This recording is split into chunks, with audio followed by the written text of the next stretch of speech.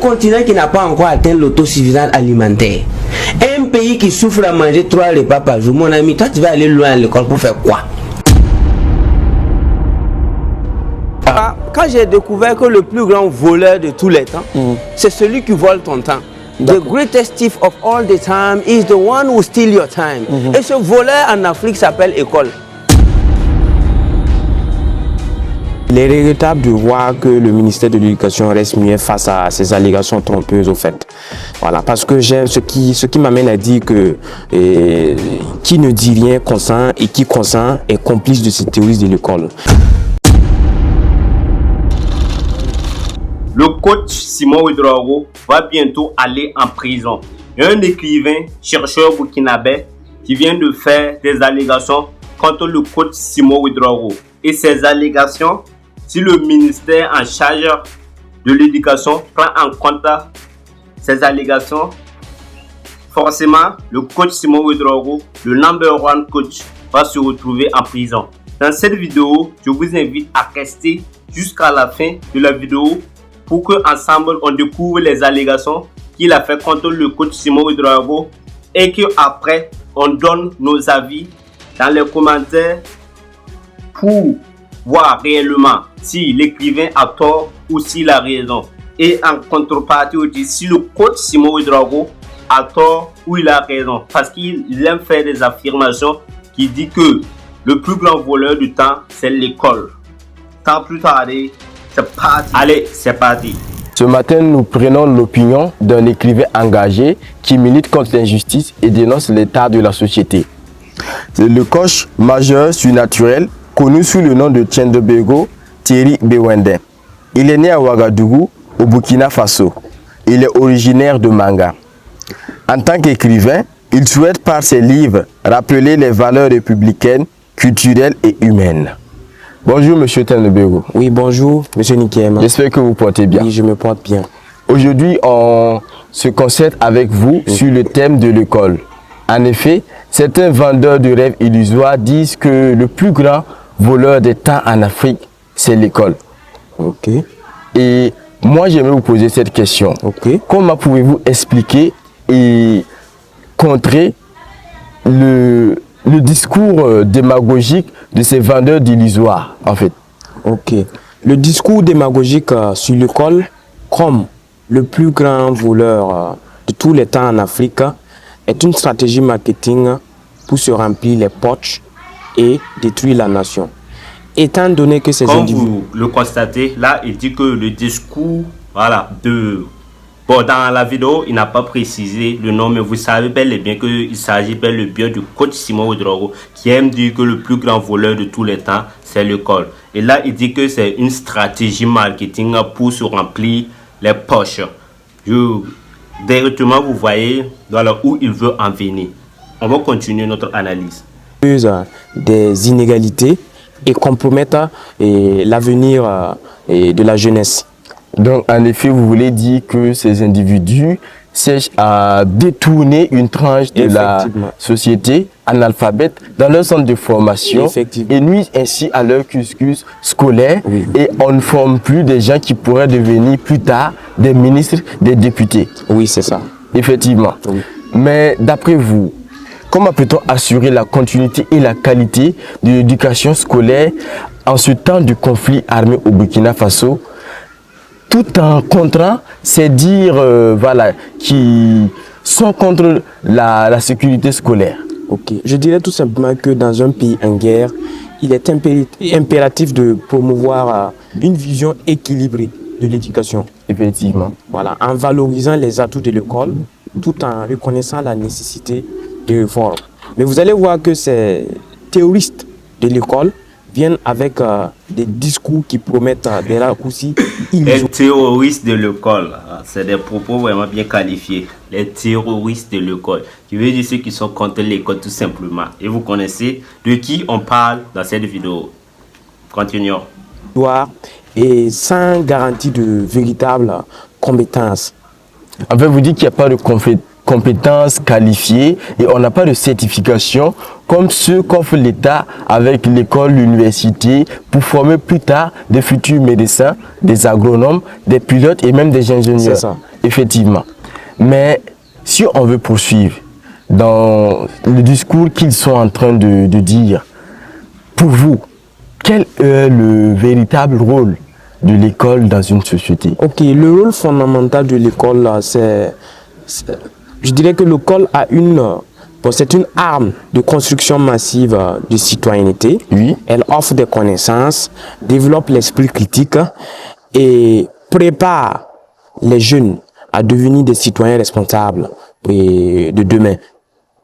Et vous êtes un exemple qui est passé par l'école. Oui, oui. Eh bien, vous êtes un citoyen et je pense que si je ne m'abuse, dans les années à venir, Oui, c'est un des gradés du pays. C'est ça. Nous avons lu votre livre Kikiriga. Oui. À la page 25, j'ai retenu une partie qui m'a un peu intrigué. Ok. Et nous allons un peu revoir cette partie-là. Ok, il n'y a pas de souci. C'est possible? C'est possible. D'accord. Vous dites dans ces lignes, Ok. l'école est très importante pour ceux qui veulent vivre en société. Oui. Et toute information qui conseille et qui vise le développement de l'homme est une école. Car elle permet de connaître la culture des autres et leur mentalité dans le but de pouvoir circuler librement dans leur monde sans difficulté. Bien, dit Tenga, répliqua Norago. Dans la société actuelle, les jeunes détestent l'école à cause de l'obsolescence du système éducatif. Le faire évoluer serait salvateur. Ok, c'est comme je vous l'avais dit au début, il faut une vision équilibrée tout en reconnaissant les atouts de l'école et d'une part la nécessité de réforme également. C'est bien. Et si jamais ce roman vous amenait devant le chef de l'État actuel, Oui. qu'allez-vous lui dire? Je lui dirais tout simplement que voilà, l'éducation est l'arme la plus puissante qu'on peut utiliser pour changer le monde. En effet, je suis de votre avis et je pense que bien, si nous formons une éducation, nous pourrons construire un Burkina meilleur dont le développement est bien assuré. C'est ça. Donc, je vous remercie pour nous avoir permis de comprendre un peu votre vision de l'école et de partager une partie de votre roman que j'ai apprécié, qui est absolument à lire en fait. Petite publicité pour tous ceux qui sont passionnés de la lecture. Juste vous informer qu'on a mis en place un canal Telegram de plus de 10 000 livres audio et PDF d'un accès à vie. Le lien se trouve dans la description. Et notez bien que le canal est mis à jour régulièrement et vous allez retrouver des livres PDF et audio de tout domaine confondu. Que pensez-vous du ministère de l'Éducation qui semble rester muet face à ces vendeurs de rêves illusoires? Ils ont des propos, mais on sent que le ministère de l'Éducation ne réagit pas ou ne répond pas. Bon, il est regrettable de voir que le ministère de l'Éducation reste muet face à ces allégations trompeuses au fait. Voilà, parce que j'aime ce qui m'amène à dire que...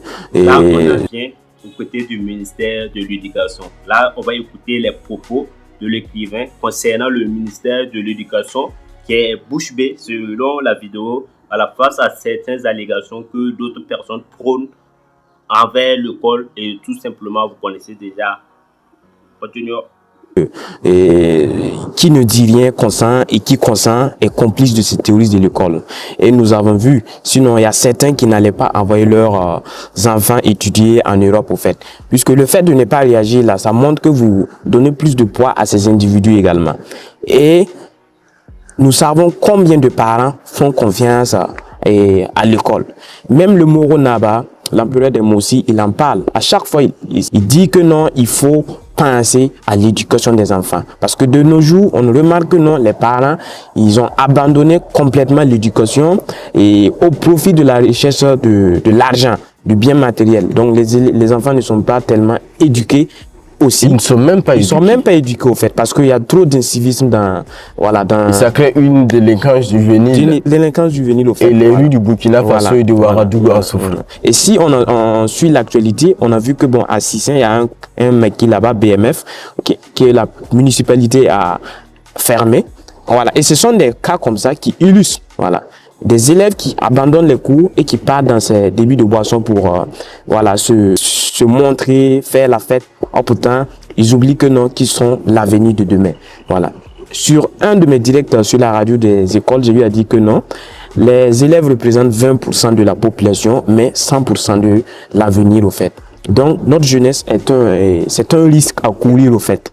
Effectivement. Voilà, c'est un risque à courir. Comme le disait un auteur. Un auteur, voilà. Youssoufa. Voilà, c'est l'artiste là. Voilà, c'est ça. La jeunesse, c'est un risque à courir. Un risque à courir au fait.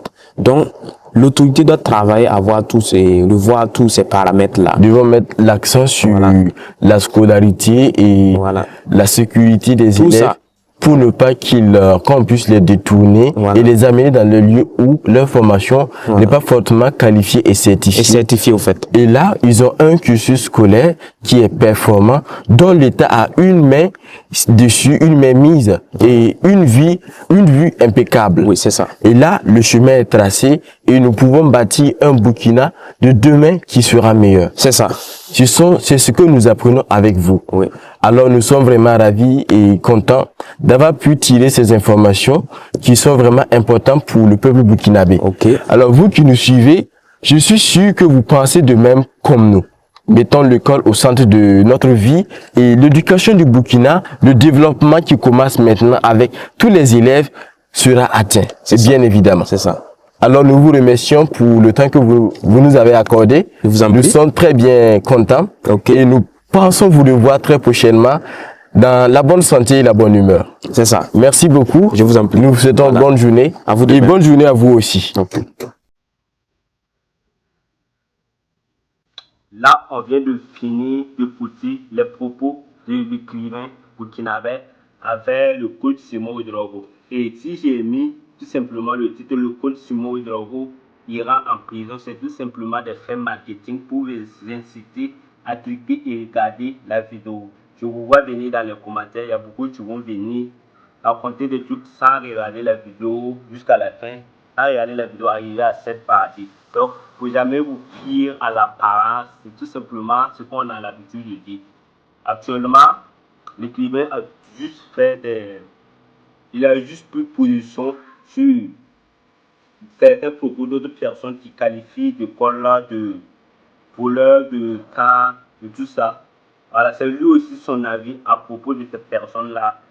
Que vous avez sans doute regardé la vidéo jusqu'à la fin, où il affirmait que le ministère en charge de l'éducation ne doit pas rester bouche bée en voyant des personnes faire de telles affirmations. Bien vu qu'il y a énormément aussi d'élèves qui quittent l'école là après les propos après ce genre de propos, après avoir écouté ou suivi des personnes influentes sur ce genre de propos. Ça, c'est mon avis aussi. Et l'écrivain a donné son avis. Et je vous invite à donner votre avis dans les commentaires. Ce que vous en pensez des affirmations de certains leaders, de certains coachs et les affirmations aussi de l'écrivain. Dites-moi ce que vous en pensez de tout ça en commentaire. Et pour tous ceux qui veulent lire le roman de l'écrivain, j'ai eu pas à avoir deux extraits de roman. Donc, si vous voulez aussi, vous pourrez me contacter dans les commentaires. Soit je vais laisser des numéros auxquels vous allez contacter pour en avoir plus sur Kinkil, pour avoir ce document-là. Et c'est dans les librairies aussi, Jakfa, Autre Jeunesse d'Afrique, vous pouvez partir, recommander. Il suffit de lire Kinkil, vous allez avoir ça tout simplement. C'est dans les librairies et autres. Et dites-moi ce que vous en pensez dans les commentaires. Donc le titre, ça a été mis tout simplement pour les faits marketing. Voilà, c'est des stratégies que le coach Simon Ouedraogo, le number one coach aussi utilise, des stratégies que énormément de personnes utilisent. Donc, c'est pour avoir un taux de clic vraiment au top. Et pour si tu es nouveau aussi sur cette chaîne, moi c'est Alex Sarin. Ici on parle de business en ligne, de l'intelligence artificielle, toute stratégie pour vous permettre de construire votre capital via l'internet. Si cette thématique te plaît, je t'invite à t'abonner. Bien vrai que cette vidéo n'est pas une vidéo vraiment business, focus sur le business en ligne, mais j'avais fait une vidéo aussi, voilà, qui date que une vidéo où Philippe Sumon, voilà, répondait à coach Simon Ouedraogo et il accuse aussi, c'est les mêmes faits, voilà, jouer à l'éducation. Je vous invite à partir et regarder la vidéo si vous n'avez pas encore vu. Et on va se donner rendez-vous pour d'autres vidéos vraiment focus sur l'intelligence artificielle et le business en ligne. Sur ce, prenez soin de vos proches. On se donne rendez-vous pour une nouvelle vidéo. Allez, peace out. C'est toujours le youtubeur de ton youtubeur préféré. Allez.